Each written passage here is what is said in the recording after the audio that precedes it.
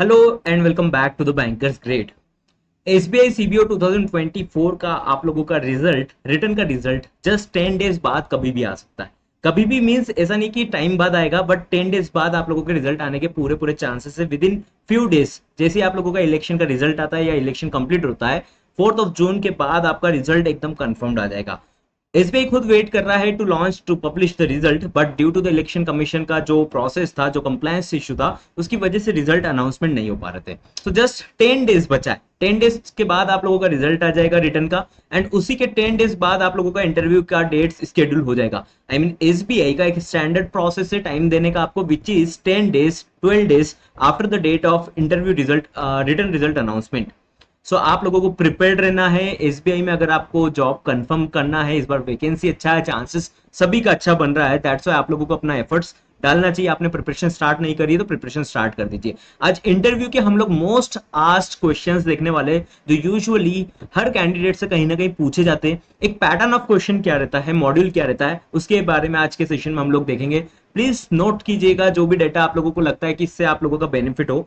And just to let you know, अगर आप लोगों ने बैच में एनरोल नहीं करा है to prepare for the interview part, the complete interview preparation है, उसमें एनरोल करने के लिए आप लोगों को व्हाट्सएप करना है। व्हाट्सएप नंबर स्क्रीन पर डिस्प्ले हो रहा है। एट जस्ट 499 में आप लोगों को एसबीआई सीबीओ का कंप्लीट इंटरव्यू प्रिपरेशन होगा। इसके अंदर लाइव क्लासेस, रिकॉर्डेड क्लासेस दोनों है। रिकॉर्डेड क्लासेस आप देख सकते हो, लाइव क्लासेस, अपकमिंग क्लासेस आप ज्वाइन कर पाओगे। तो व्हाट्सएप करना है 24/7। जब भी आप इस वीडियो को देखते हो आप एनरोल कर सकते हो।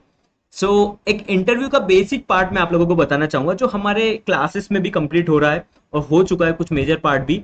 तो आप लोगों को एक चीज ध्यान रखना है, विच इज इंटरव्यू के डॉक्यूमेंट्स पार्ट। तो डॉक्यूमेंटेशन पार्ट बहुत कैंडिडेट्स क्या करते हैं कि एंड टाइम पर आकर अपने डॉक्यूमेंट्स को अरेंज करते हैं, देन लेटर ऑन फ्रस्ट्रेट होते हैं, अच्छे से अपना इंटरव्यू पार्ट को कंप्लीट नहीं कर पाते। अटायर एंड प्रेजेंटेशन में आता है पार्ट, जो जिसके बेसिस पर आप लोगों को मार्क्स मिलते हैं एक तरीके से। तो अटायर आप कैसे पहन रहे हो, आपका आउटफिट क्या है, क्या नहीं होना चाहिए, वॉच कैसा होना चाहिए, ब्लेजर होगा नहीं होगा, टाई, ये सब पार्ट हम लोग क्लासेस में भी देख रहे हैं। प्रेजेंटेशन पार्ट, आपका प्रेजेंटेशन एक्सप्रेशन पार्ट प्रॉपर होना चाहिए, ये पूरा प्रोफेशनल भी लगना चाहिए और वेल एक्सप्रेसिव होना चाहिए। आप कैसे आपका हैंड जेस्चर रख रहे हो, कैसे आप चीजों को एक्सप्लेन कर रहे हो, कैसे आई कांटेक्ट कर रहे हो, ये सब पार्ट इसके अंदर आपका कंप्लीट होता है। सो बेसिक्स ऑफ सेल्फ प्रिपरेशन, अपने बारे में बहुत सारी चीजें रहती है जो आपको जानना बहुत जरूरी है। इंटरव्यू ही आप लोगों का इसलिए लिया जाता है, चाहे तो इंटरव्यूअर आपका खाली बायोडाटा फॉर्म, रेज्यूमे से आपका आइडिया लगा सकता है कि आप कितने टैलेंटेड हो, but all they want to know कि आप एज ए पर्सनालिटी क्या हो। तो वो प्रेजेंटेशन पार्ट से होता है कि आप आपके बारे में कितना जानते हो, एज ए पर्सन आप सॉर्टेड हो या नहीं हो, आपको चीजें टैकल करना आता है नहीं आता in reality. Basics of banking, banking का पूरा पार्ट जो आप काम करते हो, जो सीबीओ का रोल है, इन टाइप की चीजों से आपसे क्वेश्चन जनरली पूछे जाते हैं, वो पार्ट आपको आना चाहिए। एक टाइप का क्वेश्चन रहता है विच इज हाइपोथेटिकल, जो आपको कंडीशनल क्वेश्चन दिया जाता है।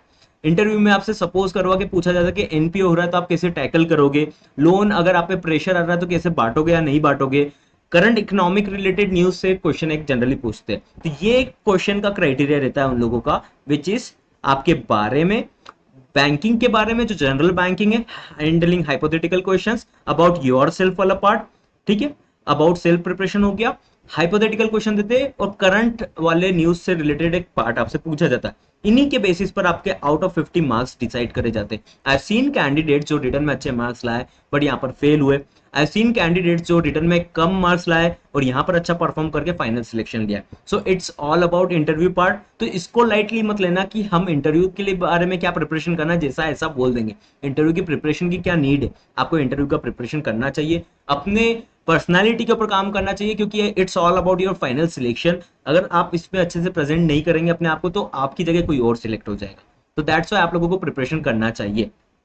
Now, let me tell you a very randomly asked question to all of the aspirants, not to all of the aspirants, but most of the aspirants. What is cross sell? तो अब यहां पर आप लोगों का डेफिनेशन होगा कुछ ना कुछ, आप इस क्वेश्चन को नोट डाउन कर लीजिए। इस क्वेश्चन को आप कितना वेल एक्सप्लेन करते हो, इजी वे में, अच्छे वे में और अच्छे से एक्सप्रेस करते हो, उस पार्ट के आपको मार्क्स मिलते हैं। तो क्रॉस सेल आप कैसे करोगे और व्हाट इज क्रॉस सेल, इस क्वेश्चन को रिपीटेडली पूछा जाता है कैंडिडेट से एसबीआई सीबीओ के इंटरव्यू में। Not only in SBI CBO interview but also in the RRB also. तो ये आरआरबी वाले से भी क्वेश्चन पूछा जाता है। तो क्रॉस सेल क्या होता है, आप इसको कैसा वेल डिफाइन करते हो, इट्स ऑन दैट पार्ट। तो ये क्वेश्चन एक बहुत रैंडम है जो पूछा जाता है। नाउ अबाउट योर सेल्फ, अब व्हाट अबाउट योर सेल्फ, आपसे ऐसा बहुत कम देखा जाएगा इंटरव्यू में दैट पूछा जाए कि tell me about yourself. It's all about कि वो आपसे कहीं ना कहीं जानने की कोशिश करते हैं that this person is suitable और नॉट फॉर माई ऑर्गेनाइजेशन, ये एसबीआई के लिए सुटेबल है या नहीं। एसबीआई के लिए हो सकता है कि आप सुटेबल हो, बट जितने भी कंपटीशन में आपके लोग बैठे 1:3 के रेशियो में बुलाया जाता है यूजुअली इंटरव्यू के लिए, जो क्राइटेरिया उन्होंने नोटिफिकेशन में बताया है। तो अगर एक पोस्ट के लिए 3 कैंडिडेट्स है तो 2 कैंडिडेट्स रिजेक्ट होंगे, तो उन 2 कैंडिडेट्स में आपको नहीं रहना है। अब कैसे नहीं रहना है, अपने आप को अच्छे से प्रिपेयर करना है, इन मिथ्स में नहीं लगना है। लोग बोलते रहेंगे दैट आप प्रिपरेशन मत करो, ये तो नॉर्मली जैसा पर्सनालिटी ऐसा बता दो, ऐसा नहीं होगा। आप प्रिपेयर्ड करोगे अपने आप को, अपने सॉफ्ट स्किल्स पर काम करोगे, चीजों को बोल कर देखोगे, रिहर्सल करोगे, चीजों को समझोगे कि मुझे इंटरव्यू में ये बात बोलना भी है या नहीं बोलना है, जब जाकर तो आप अच्छे से अपने आप को प्रेजेंट करोगे। तो अबाउट योर एजुकेशन, आपने अगर बीटेक करा है तो क्यों करा है, आप इसके बारे में जानते हो, आप सुलझे हुए आदमी हो या नहीं हो, ये पार्ट वो समझना चाहते हैं। That's why they will ask you कि आपने इंजीनियरिंग करा है तो क्यों करा, आप बैंकिंग में क्यों आए, आपका लॉन्ग टर्म गोल क्या है, करंट ऑर्गेनाइजेशन क्यों छोड़ना चाहते हो, करंट ऑर्गेनाइजेशन में क्या अच्छी बात है, क्या बुराई बात है। ऐसा ना हो बुराई करने लगे करंट ऑर्गेनाइजेशन का, सेल्स की बुराई करने लगे। तो ये कुछ चीजें रहती है बेसिक एटिकेट्स जो इंटरव्यू में कैंडिडेट को ध्यान रखना चाहिए। और प्रिपरेशन के टाइम पे आपकी स्ट्रेंथ वीकनेस के बारे में आपको पता होना चाहिए। यूजुअली पूछा जाता है कि आपकी स्ट्रेंथ और वीकनेस क्या है। एक क्वेश्चन यूजुअली पूछा जाता है जो मैं अभी आपको बताने वाला हूँ। इसके बाद तो लॉन्ग टर्म प्लान क्या है वो आइडेंटिफाई करने की कोशिश करते हैं कि आप ऐसा तो नहीं अभी आपका ऑर्गेनाइजेशन छोड़ रहे हो, लॉयल नहीं हो, बाद में इस ऑर्गेनाइजेशन को छोड़ दोगे, क्योंकि उनको तो एक लॉयल पर्सन आइडेंटिफाई करना है आउट ऑफ द भीड़ जितना भी लोग इंटरव्यू देंगे। तो लॉन्ग टर्म आपकी प्लानिंग आइडेंटिफाई करने की कोशिश करेंगे कि आप सुलझे हुए हो उसको लेकर या आपको अभी पता नहीं है, बस रैंडम चल रहे हो। एक्सपीरियंस के बारे में पूछेंगे कि आपका एक्सपीरियंस क्या है, आपने यहाँ पर काम क्यों करा, यहाँ पे काम क्यों छोड़ा, 2-3 जॉब छोड़ी तो क्यों छोड़ी, वापस से एसबीआई में क्यों आना चाहते हो, एसबीआई आपको क्यों हायर करेगा, और एसबीआई में आपको क्यों सिलेक्ट होना है। एक ये आपका विजन क्लियर है या नहीं, ये आइडेंटिफाई करने की कोशिश करेंगे। अगर आपके करंट ऑर्गेनाइजेशन में आपका प्रमोशन नहीं हुआ है तो क्यों नहीं हुआ है, अगर आप उसको अच्छे से एक्सप्रेस नहीं कर पाते हो, एक्सप्लेन नहीं कर पा रहे हो, तो वहां पर आपके मार्क्स डेफिनेटली डिडक्ट होंगे। About your family, about your spouse, spouse के बारे में इसलिए पूछा जाता है क्योंकि जस्ट टू आइडेंटिफाई कि आपका फैमिली बैकग्राउंड क्या है, स्पाउस क्या करते हैं। कहीं आपका पोस्टिंग रूरल एरिया में होता है तो आपका स्पाउस उसमें मैनेज कर पाएंगे नहीं कर पाएंगे। तो बहुत सारे कैंडिडेट्स इनमें है ना स्ट्रेट फॉरवर्ड आंसर कर देते हैं। यहाँ पर कुछ चीजें आपको मैनिपुलेट करनी होती है, जो इंटरव्यू के फेवर में आए, आपके मार्क्स के फेवर में आए, उसके तरीके से आपको बताना चाहिए। हॉबीज क्या है आपकी, वीकनेस पार्ट आप आई होप बहुत सारे कैंडिडेट्स बताते नहीं है, ये वीकनेस पार्ट को आप कैसे सॉर्टेड करा है, आपने किसे ओवरकम करा है, ये सब पार्ट आपको बताना चाहिए। हॉबीज पार्ट का आपको क्लियर होना चाहिए। ऐसा नहीं कि मैं कुकिंग करता हूँ या फिर आपने नॉर्मली बोल दिया singing, listening to music, singing का नहीं सॉरी लिसनिंग टू म्यूजिक, तो ये सब पार्ट हॉबी में नहीं होता। हॉबी से आपका एक पर्सनैलिटी रिफ्लेक्शन आता है कि आप एज ए पर्सन हो क्या, आप डे टू डे में क्या पसंद करते हो, उससे आपका समझ में आता है, इससे आपको जज करेंगे इंटरव्यू में। तो अगर आपका हॉबी इंटरेस्ट पार्ट अगर उनको दिख रहा है दैट ये person as a person genuine है, उसके अलावा ये डेडिकेटेड है, प्लस ये एकदम सुलझा हुआ है, इसको पता है व्हाट इज शी और ही डूइंग, तो इसके बाद वो आपको उसके बेसिस पर मार्क्स मिलते हैं। कैंडिडेट्स फुल मार्क्स भी लाते हैं, अच्छे मार्क्स भी लेकर आते हैं। तो वो क्यों लेकर आते हैं, क्योंकि वो इंटरव्यू के पार्ट पर ऐसे पर्सनैलिटी अच्छे से प्रेजेंट करते हैं अपने आप को। सो ये क्वेश्चन आपने देखा। एक क्वेश्चन और पूछा जाता है जब आपसे टेक्निकल क्वेश्चन बहुत ज्यादा पूछ लिए जाते हैं, आप आंसर नहीं कर पा रहे हो। बहुत सारे क्वेश्चन ऐसे रहेंगे जिसका आंसर आपके पास नहीं है, क्योंकि वो इंटरव्यूअर है, 5 लोग यूजुअली पैनल में बैठते हैं, तो आपसे अगर वो क्वेश्चन कर रहे हैं तो आपको कहीं पे भी उलझा सकते हैं, चाहे वो आपका अकेडमिक पार्ट हो। वन मोर थिंग, अगर आपने बी बीटेक करा तो आपके बैकग्राउंड के बारे में ज्यादा मत पढ़ना, लेकिन कॉमर्स है और कुछ रिलेवेंट पार्ट है तो उसके बारे में पढ़ के जाना। अगर बीकॉम कर रखा है तो आपके फील्ड के बारे में पूछेंगे। इस फील्ड के बारे में यूजुअली नहीं पूछा जाता, पूछते तो आपको ऐसा ही बताना है दैट बहुत टाइम हो गया, दैट्स अभी आप उसके टच में नहीं हो, तो ऐसे करके आप उसका आंसर कर सकते हो पोलाइटली।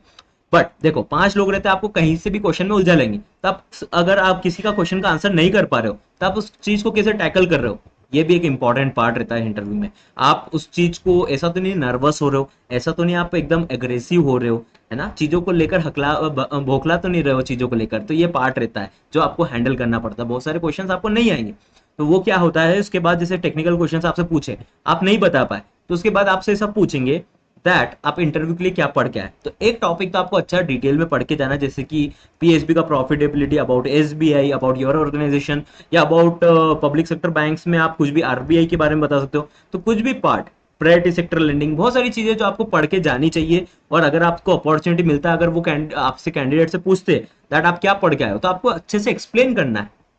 ठीक है, तो ऐसा नहीं कि ऐसा ब्लफ करना है वहां पर जाकर कि हमको नहीं पता, ठीक है, स्माइल कर रहे हैं जस्ट, तो उससे काम नहीं चलेगा। मोस्ट आस्क्ड बैंकिंग क्वेश्चन मैं आपको बताने वाला हूँ, इसका स्क्रीनशॉट ले सकते हो आप लोग, which is NPA. NPA recovery को कैसे करा जाता है, जैसे कि सरफेसी एक्ट, लोक अदालत का क्या क्राइटेरियाज रहते हैं, इसका कैटेगराइजेशन क्या होता है, सब standard asset, doubtful loss asset कैसे होता है। तो ये सब पार्ट आप लोगों को इसमें समझना रहता है, आपसे क्वेश्चन पूछे जाते हैं। एक्ट्स कमिटीज के बारे में यूजुअली क्वेश्चन पूछ लिया जाता है। गवर्नमेंट स्कीम प्रैक्टिस के बारे में पूछा जाता है, कैसे आप काम कर रहे हो उस पार्ट को लेकर। और गवर्नमेंट स्कीम के बारे में बेसिक पार्ट, देखो एक रिटर्न एग्जाम में अलग तरीका होता है पूछने का, और एक गवर्नमेंट स्कीम की आपकी समझ क्या है उस पार्ट को लेकर आपसे पूछा जाता है। बेसल के बारे में पूछ लिया जाता है, प्रायोरिटी सेक्टर लेंडिंग के बारे में पूछ लिया जाता है, रिपोर्ट्स के बारे में पूछ लिया जाता है, इकोनॉमिक रिपोर्ट जो भी आती है, आरबीआई एनुअल रिपोर्ट, या कोई भी पार्ट से आपसे एक बेसिक क्वेश्चन पूछ लिया जाता है। करंट फाइनेंशियल न्यूज से भी एक क्वेश्चन पूछा जाता ही जाता है, एक मेंबर आपसे डेफिनेटली उस क्वेश्चन के बारे में पूछेगा। डिजिटल बैंकिंग में बहुत इंप्रूवमेंट चल रहा है, तो इसके बारे में डेफिनेटली क्वेश्चन पूछा जाता है। About SBI, about RBI, about your organisation, monetary rates, monetary policy committee, इन सब के बारे में भी पूछा जाता है कि आप क्या जानते हो अबाउट आरबीआई, क्या जानते हो एसबीआई के बारे में, क्या जानते हो। तो ये सब पार्ट आपको डिटेल में समझना है। ये सब पार्ट बहुत सी बार ऐसा होता है कि हमको लगता है हम पढ़ लेंगे एग्जाम, आई मीन इंटरव्यू से एक दिन पहले पढ़ लेंगे, 2 दिन पहले पढ़ लेंगे, रिजल्ट आएगा जब पढ़ लेंगे। बिकॉज व्हाट हैपेंस इज हम लोग खुद से प्रिपरेशन नहीं कर पाते, बहुत सी चीजें हम सुनते हैं, समझते हैं, जब हमको समझ में आता है कि यस ये पार्ट में गलत कर रहा था, कर रही थी, या इस पार्ट में मेरे को इंप्रूवमेंट करना है, इस पार्ट के बारे में मुझे समझा दिया गया है, तो मैं इसको अच्छे से इंप्लीमेंट कर लूंगा, कर लूंगी अपने इंटरव्यू पार्ट में। अदर बैंकिंग रिलेटेड क्वेश्चंस बहुत सारे पार्ट रहते हैं, डीआईसी, जीसी, डेफ के बारे में बहुत सारे पार्ट, एटीएम के बारे में पूछ लिया जाता है। तो ये पार्ट आपको करके चलना है, जब जाकर आप आपका अच्छा इंटरव्यू दे पाओगे। नहीं तो आप ऐसा सोचोगे कि मैं जस्ट उठ के चले जाता हूँ, मुझे जो आता है वो आता है, तो वहां पर आप अपने आप को नहीं बता पाओगे। जब वो टेक्निकल क्वेश्चन पूछेंगे तो वहां अटक जाओगे। वो आपसे एचआर टाइप्स क्वेश्चन पूछेंगे, about your self, about things what you did in your career, ये सब चीजों के बारे में पूछे जाएंगे तो आप वहां पर स्टक हो जाओगे। That's why. और कुछ क्वेश्चन ऐसे रहते हैं जो आप जनरली सही बता रहे हो, लेकिन वो उनके ऑर्गेनाइजेशन के लिए, उनके परसेप्शन के हिसाब से सही नहीं है, तो वो चीजों को भी अवॉइड करना रहता है। कुछ क्वेश्चन जो नेगेटिव होते हैं, जो नहीं बता पाते हो, तो उनको भी कैसे अच्छे वे में हैंडल करना है जिससे आपके मार्क्स नहीं कटे।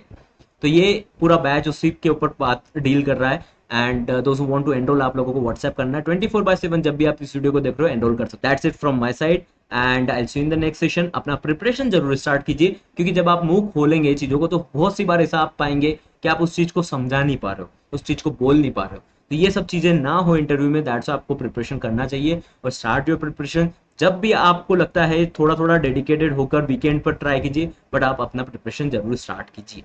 Okay, I'll see you in the next session.